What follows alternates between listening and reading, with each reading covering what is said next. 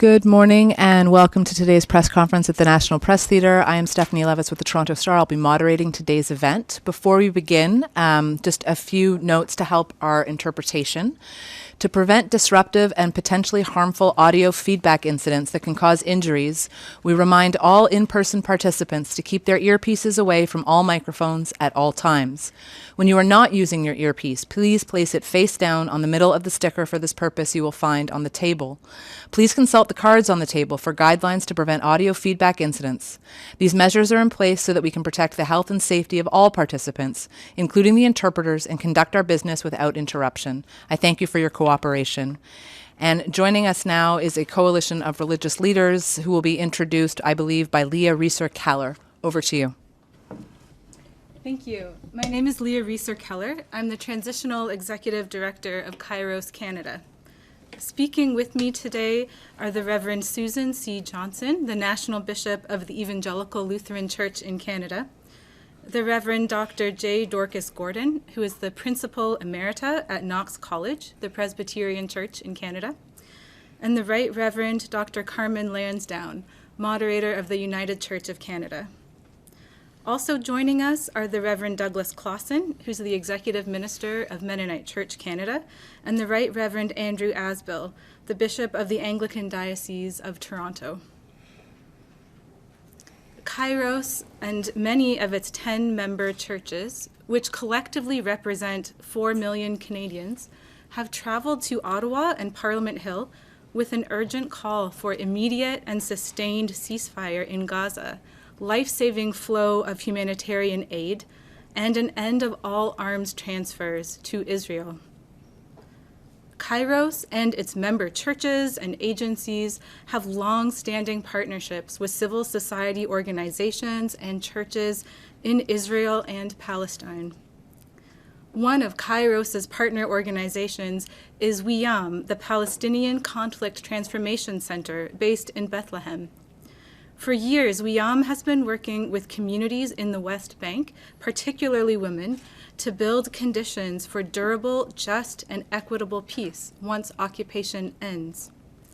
Our friends at WIAM write, "To effectively work towards a ceasefire and an end to occupation is to expand our table and enrich our lives. It is to demand and recognize in each other our inherent sacredness, and to make the world a safer place for all. It is to reflect a greater image of God than the greatest of which our divisions could ever hold, a greater, more just, and complete image of life, accessible to all. A belief in the sacredness of life and that all people deserve to live in dignity and in safety is what brings us here today. We are here to amplify this message, to end the cycle of violence and the decades-long occupation, and to call for a just peace that is so urgently needed for the security, the rights, and dignity of all Palestinians and Israelis. And that is why we are here together today on the final leg of the Gaza ceasefire pilgrimage, Canadian Churches for a Just Peace. It's part of the global Gaza ceasefire pilgrimage, a network of autonomous Christian groups that are engaging in a prayerful expression of solidarity in cities around the world. Here in Canada, people from more than 150 congregations, spanning from Victoria, BC, to St. John's, Newfoundland, participated in pilgrimages to prayerfully map Gaza onto their own cities. They walked or rolled together for all or part of 41 kilometers, the length of the Gaza Strip. Based on their reports, we estimate that pilgrims in Canada walked or rolled for more than 10,000 collective kilometers as a prayerful call for justice, peace, and dignity. This morning, we traveled from Minto Park here in Ottawa to Parliament Hill, where we gathered for a vigil of lament. We came to mourn and to call for peace through prayer and song and reflection. This afternoon and tomorrow, we will meet with members of Parliament to discuss our calls, which are an enduring and sustained ceasefire, an immediate flow of life-saving food, water, aid, fuel, and humanitarian assistance, the release of all captives, the end of all arms transfers to Israel, and the end of occupation so a just peace can begin. Moderator Carmen Lansdowne will speak to these calls shortly. On Monday, the Reverend Dorcas Gordon returned from the West Bank and Israel, and she will speak to what she witnessed while there. Bishop Susan Johnson was also in the region in January, and she will speak about her experiences and our collective partners in the region. KAIROS and its member churches have a long history of supporting and accompanying partners in Palestine and Israel in their work for all people to live in dignity and in peace. And it is in context of these long-term relationships of mutuality that we speak today to put forward our calls to action to the Government of Canada to do everything in its power. And I now turn the floor over to Bishop Susan Johnson. Thank you. As Leah has already mentioned, both KAIROS and all of its member churches and agencies have relationships with partners in the region of the Holy Land. KAIROS's partners include WIAM, as already mentioned, the Palestinian Conflict Transformation Center, the Department of Service to Palestinian Refugees, and B'Tselem, the Israel Information Center for Human Rights in the Occupied Territories. All of our partnerships are long-standing, and the relationships we have built over time include both trust and friendship, as well as the opportunity for collaboration. From our partners, we hear firsthand the impact of the Israel-Hamas war, how their lives have been changed, the daily challenges they face as a result of the conflict in the region, their struggles, their concerns, their constant fear and worry. In January, I received a call from the Bishop of the Evangelical Lutheran Church in Jordan and the Holy Land, inviting me to come for a solidarity visit in order to help lift their spirits. As the bishop said, and as I heard repeatedly, we feel like people have forgotten us. The ELCJHL and my church, the Evangelical Lutheran Church in Canada, have been in a partner relationship for more than 25 years now. During my visit, I met with church leaders, with the mayor of Bethlehem, with the head of the Waqf on the Temple Mount, as well as different ministries of our partner church, including schools, gender justice work, and diaconal work. I also had the chance to meet with Augusta Victoria Hospital, a partner of Al-Ali Arab Hospital in Gaza. The themes I heard repeatedly were first that every Palestinian in East Jerusalem and the West Bank know family or friends in Gaza. The forced relocations, the injuries and death are well known to them. The stories from the war, especially those they see on social media, are graphic, and the many losses generate intense grief. Secondly, life in the West Bank and even in East Jerusalem has become much harder. There is increased poverty due to a lack of tourism, the ending of permits to work in Jerusalem, and for those who work for the Palestinian Authority, it means a reduction in salary because of the way Israel is withholding funds to the PA. There are new and random roadblocks and checkpoint closures which make it difficult for people to get to work or to school. And there is certainly increased violence. There is a real fear that the war will spread to the West Bank. This was very apparent in the schools that I visited. The social workers in the schools talked about student behavior regressing, children who want to sleep with their parents, who are afraid to leave home for school in case the war starts on their way, an increased incidence of return to bedwetting, and students not wanting to bother studying, because they're afraid that they're going to die anyhow. Why worry about the math test? This kind of first-hand knowledge was only available to me because of the long-term partnerships and trust that allowed me to safely visit the region. Our calls for a ceasefire and humanitarian aid are rooted both in principles of justice, peace, and human rights, and in concern for the safety and well-being of these partners, friends, and their communities. Thank you.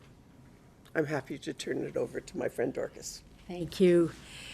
As Leah said, I arrived home from the occupied Palestinian territories just over 48 hours ago. There, with 5 Canadian Christians, I spent 7 days in conversation with Palestinian Christians, leaders both in the churches and in civil society, Palestinian NGOs, an Israeli human rights group, UN agencies, and with the representative of Canada to the Palestinian Authority. We did not visit Gaza, but you already know what is taking place there. What I will focus on is the message of the Palestinian Christians to the Canadian churches and Canadian government. First, they are frustrated and angry at the failure of both the Canadian government and the Christian churches in Canada to name honestly and accurately what is happening in Gaza and the West Bank.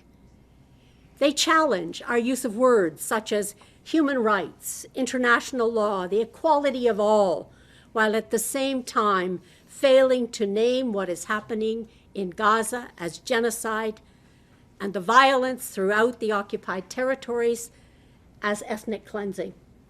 They want the churches and the government to do more in demanding a permanent ceasefire, to support boycotts, financial divestment, and sanctions, demonstrating our commitment to those values that we profess to hold so dear.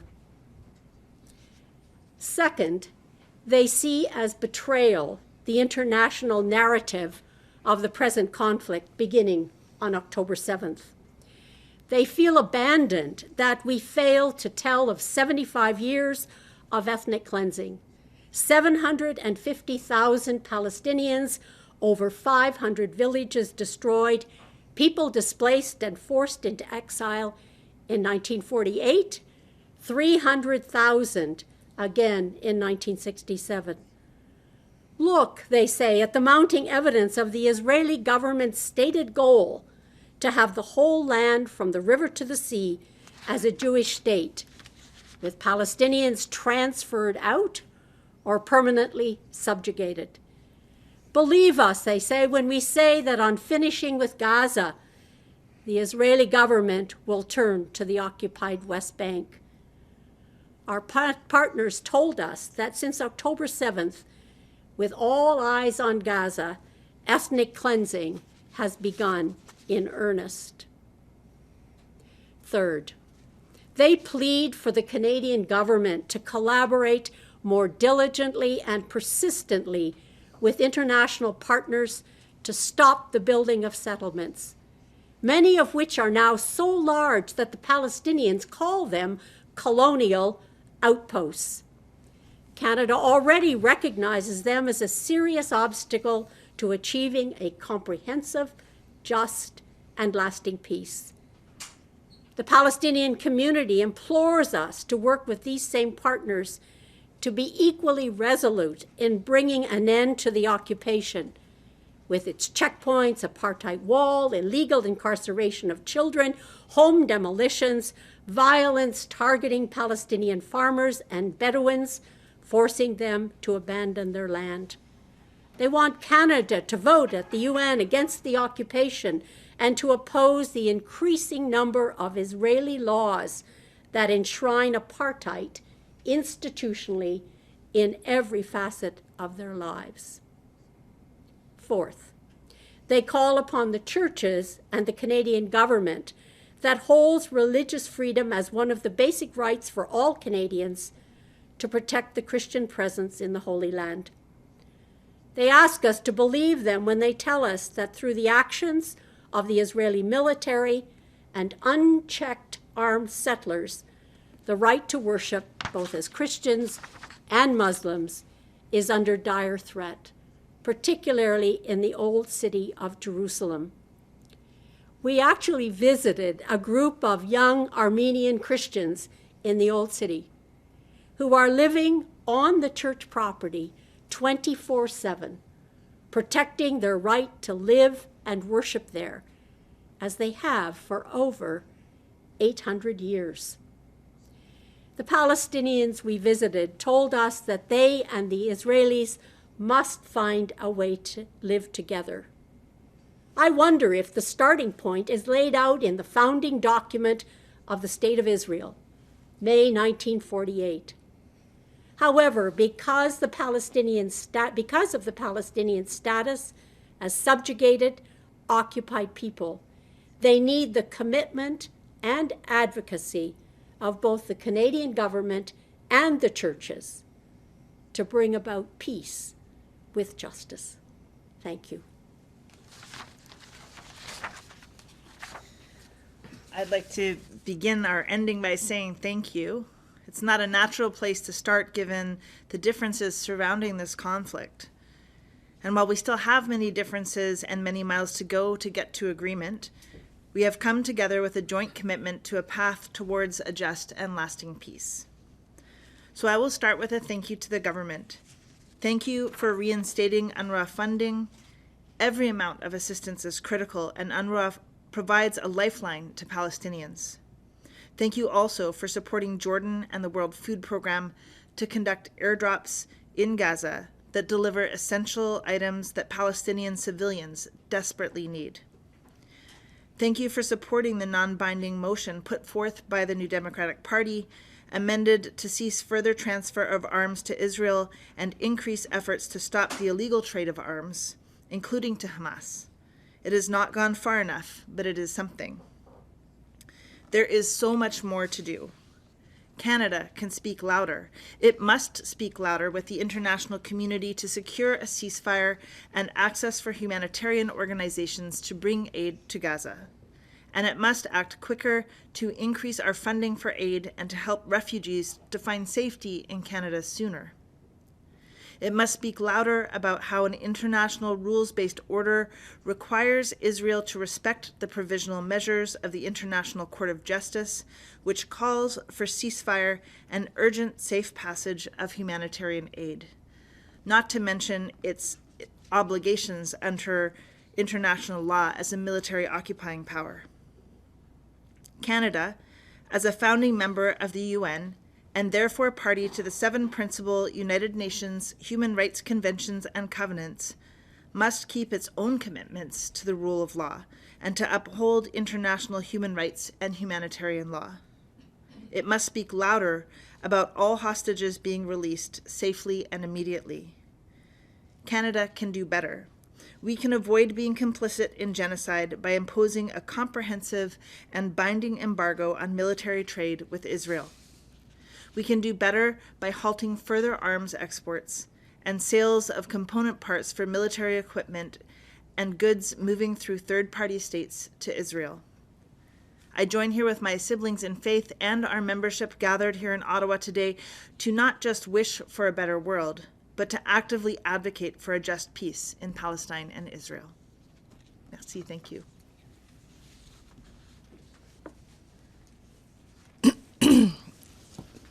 Thank you very much for all your remarks.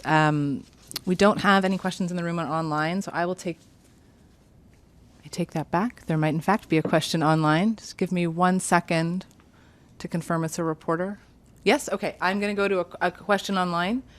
Just give me a moment. David Llewellyn-Humphreys, if you have a question, go ahead. You should be unmuted.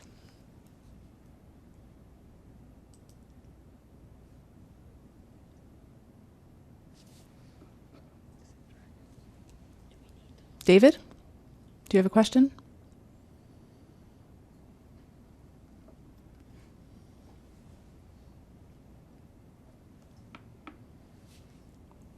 Okay, I'm not sure. Sorry.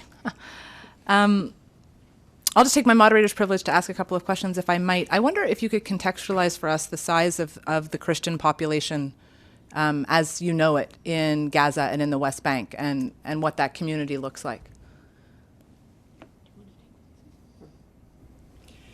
The Christian population in Gaza was just hovering under 1,000 before the start of the war. So hard to say what state they're in now. It's basically takes part in two different congregations, Orthodox congregations, and of course there are other denominations that have partnerships in the region, such as the Anglicans with Al Ali Hospital, etc. So that there's other denominational presence, but not in terms of worshiping communities. In terms of the West Bank, it depends on what area you are in terms of what the population of Muslims versus Christians are. But I would say the Christian presence in the West Bank, probably around less than 25%. Oh, yeah, it's way less now. It's about. I think historically between it was that, and now it's significantly lower. I mean, in the whole region, it's about 1%. Yeah. Yeah. And I mean, if I could also ask, in the news today, of course, are that Spain, Ireland, and Norway say they will recognize a Palestinian state. I wonder what your perspective is on whether Canada ought to do the same, and why or why not. Why wouldn't Canada do the same when our stated policy is a two-state solution? And if we don't recognize the possibility of the Palestinian state, what are we saying about a two-state solution? It seems counterintuitive to talk about a two-state solution and not to recognize the Palestinian state to get things started, right? If you're going to have a solution. So, yes, I guess my answer is yes. They should recognize Palestine as a state. Anybody else like to weigh in there? No? And as a final question, Reverend Gordon, in laying out sort of the voices of the Palestinians that you spoke to, you alluded to the belief that the attacks of October the 7th were justified. Do you share that belief? No, if I gave that impression, that's not what I said. What I said was that the Palestinians, the Christians that I spoke to, are frustrated that we don't connect 16 years of Gaza as an open-air prison with the displacements that happened in 1948 and 1967. It's all part and parcel of one narrative, and yet we have a habit of breaking narratives into little sound bites so we can handle them. And that's exactly what we've done with October the 7th. So no, I'm not saying Hamas did a good thing, that's for sure. But I am saying it needs to be linked. Gaza needs to be linked to 75 years of displacement.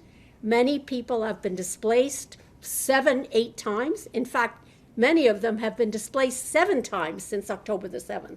So it really needs to be seen as one narrative. And I think that's where their feelings of frustration and it's like, how many times do we have to tell you our story before you'll really make sense of linking it together in a substantive way? It's probably enough. Okay. If I could just add, I think it's the contextualization of that. And also, I think outside of NGO circles, we don't do a very good job about talking about the way that international law applies in this situation, right? It's like, oh, it's really hard, it's a complex situation. It's not actually if you apply the rule of law, which allows for a militarily occupied people to resist occupation. And, you know, the three of us were here along with Archbishop Linda Nichols from the Anglican Church last April, advocating to the Canadian government that the situation was untenable, that without a release of pressure from the military occupation of Gaza, that there was the risk of increased violence. We were hearing this from our partners last year. We asked for their support to re-engage on a study of Palestine. We wrote letters in support of Member of Parliament Heather McPherson's proposal that the Parliamentary Affairs Committee re-engage in a new study of Palestine because their information was quite outdated.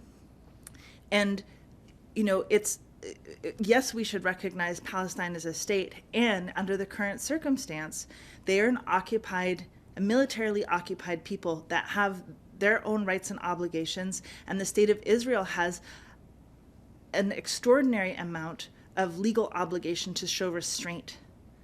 And we don't talk about those legal obligations enough. We act as if it's like a 50-50 thing, and the imbalance of power is so outrageous. And we have those laws in place since the mid-20th century for a reason. And Canada can do much better to make that story simple for Canadians and for the international community, and to stand in solidarity with Palestinians living under occupation.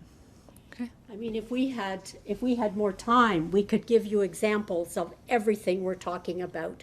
Stories of just law, property, everything. But we've kind of kept our remarks to the time we were allotted. Go ahead. Hit the button. Just for your comments, just about the points you heard, just maybe a two-part is, how many Christians did you talk to? And secondly, it seemed very like it was all on the state of Israel. It didn't seem like there was anything in the solutions from what Hamas or Hezbollah or the other parties need to do, because we do know that the power balance is very different. But Israel is a state that daily hundreds of missiles are launched into it. So I don't know what to...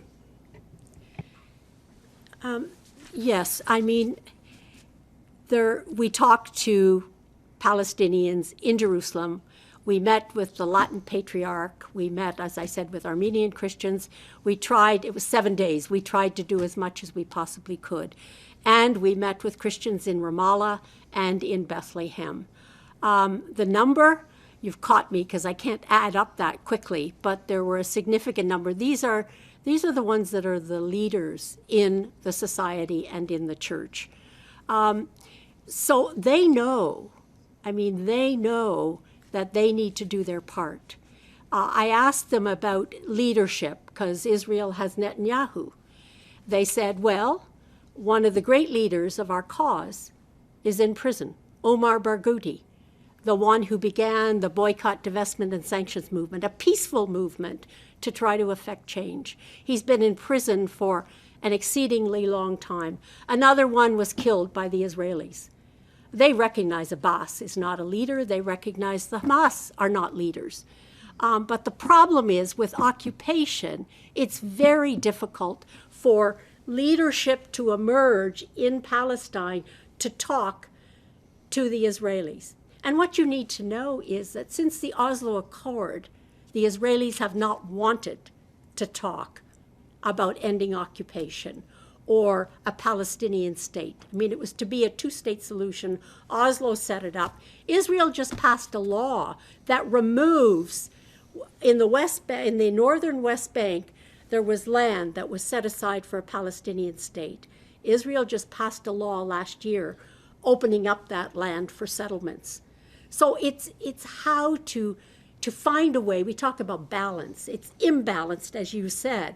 So how do we find a way to get it on the table so that there is even an opportunity for a just and lasting peace? So I'm not saying the Palestinians are perfect by any means.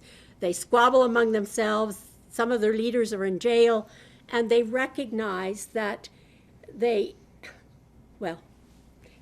hoping that the occupation will end soon so that they can begin to emerge from this subjugation and get back to what they were before.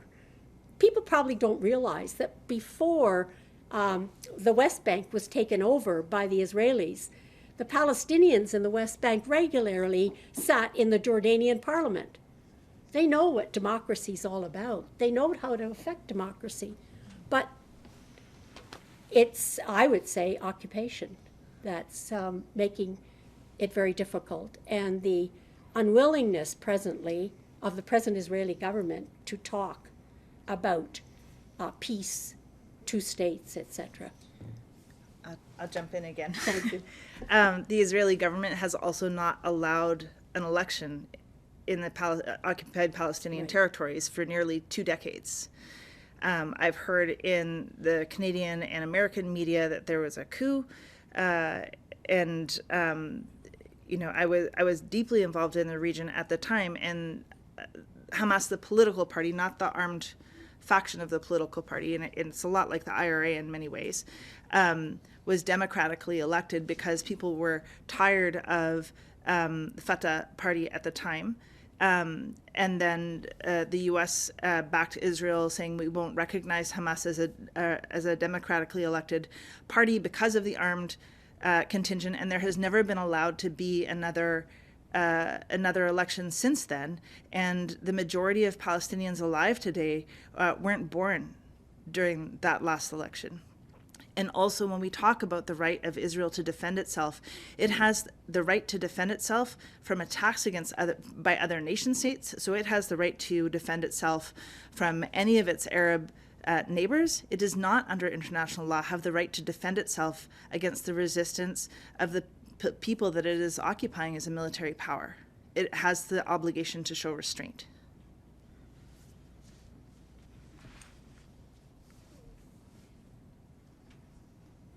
Okay. Thank you for your time today.